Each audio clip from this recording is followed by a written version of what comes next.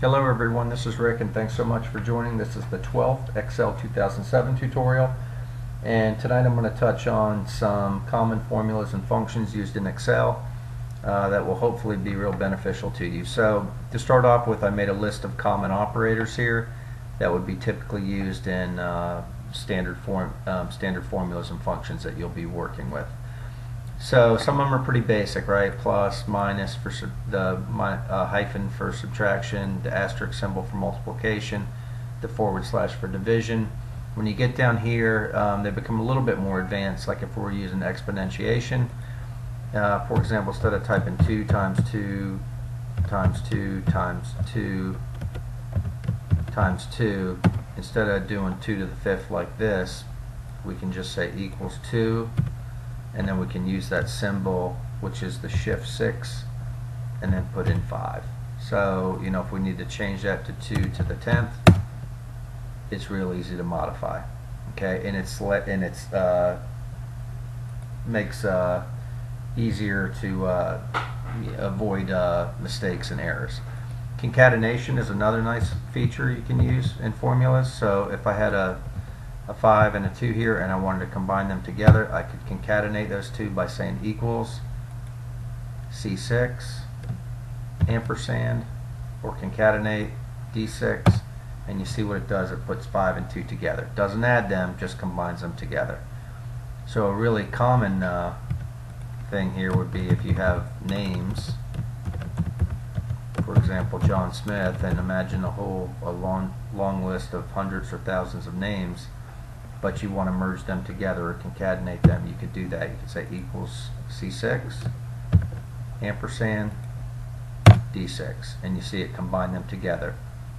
But in a case like this, you would probably want a space in there. So how you do that is you say C6 ampersand asterisk, not asterisk, I'm sorry, quotation, space, close them out again, ampersand again, and you see what it did. It put a space in there. Alright, so that's a real handy function. And then, like other things, you can use greater than or equal to, greater than, less than, and so forth.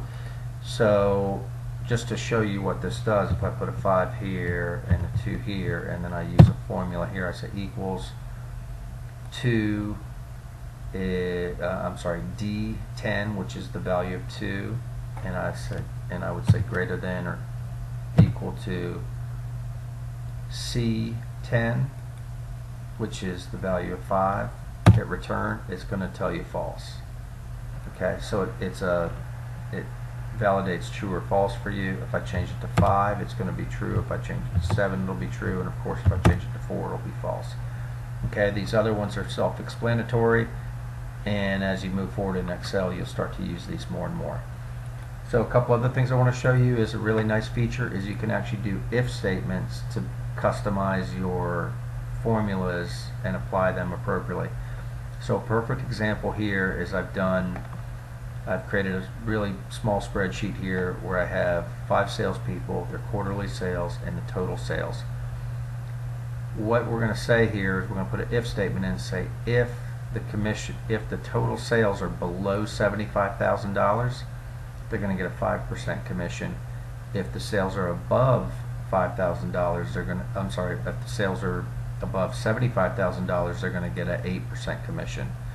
So how you do that is use an if function. You start off with equals, of course, for a formula, and then you type if, and then you double click the option there, and it will fill out these values for you. So our logical test, what do we want to test? We want to see if this value here is less than $75,000. And if that value is true, we put a comma here and we follow this template. If that value is true, what we do is we multiply again the total value, F2, times 0.05.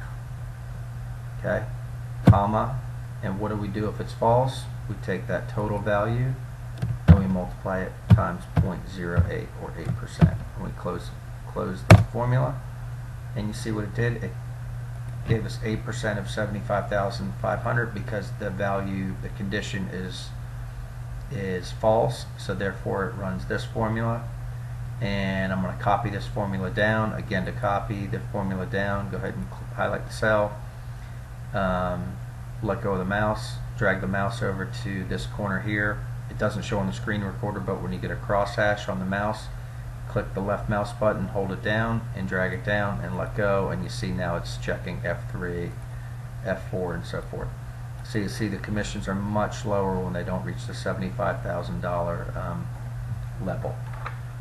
Alright, a couple other things I want to show you real quickly are, you'll notice up here when you're under formulas in the menu, you'll have lots of different common functions, math functions. Let's see, you'll have logical functions like and, false, true, auto sum functions, recently used, which would be common ones, financial. So I guess a common financial one would be payment. So click on payment and you'll see it'll give you a template to fill in here, which makes it nice and easy. Okay, so we'll do a car loan of 7% real quick. So 0.07. If you're doing a monthly payment, you want to do a divided by 12. We'll say a 48-month number of periods for 4 years, and we'll do a $20,000 car loan, 0 future value, and we will just hit OK. And you'll notice the payment is $478.92. If we want to change it to say $21,000, for example, you'll see the payment will modify dynamically there. Okay. One other quick thing I want to show you is how to use some conversion techniques. So we talked about concatenation before, which is real handy with mailing lists and things like that. But if we want to, we have all these in uppercase, we want to convert them to a more of a proper format. There is a function called proper, and then we can put in the cell that we want to convert, and you notice what it did is it took that uppercase name and put it to uppercase first letter, and then all the rest of them are in lowercase. Then we can drag it down and do all 5 of those names.